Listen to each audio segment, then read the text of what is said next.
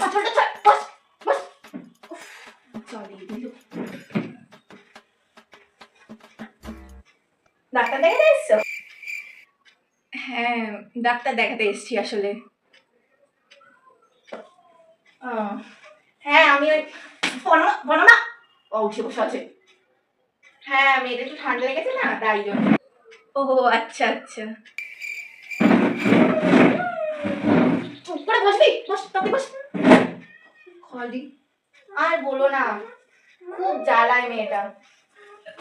অচলটা ছট খলে অচল ধরেই করছে। বাঁদর মেয়ে কোথাকার একটা।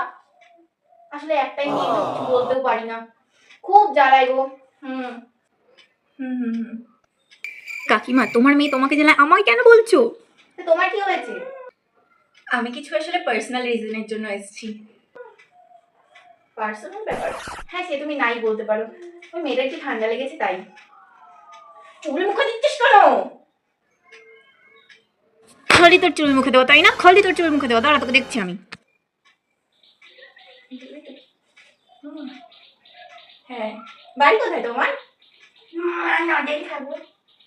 লজেন্স খেতে হবে না, ডাক্তার দেখা যাচ্ছে লজেন্স খাবে। কুরকুরে। তোমার বাড়ি কোথায়? খেতে হবে না চিপস।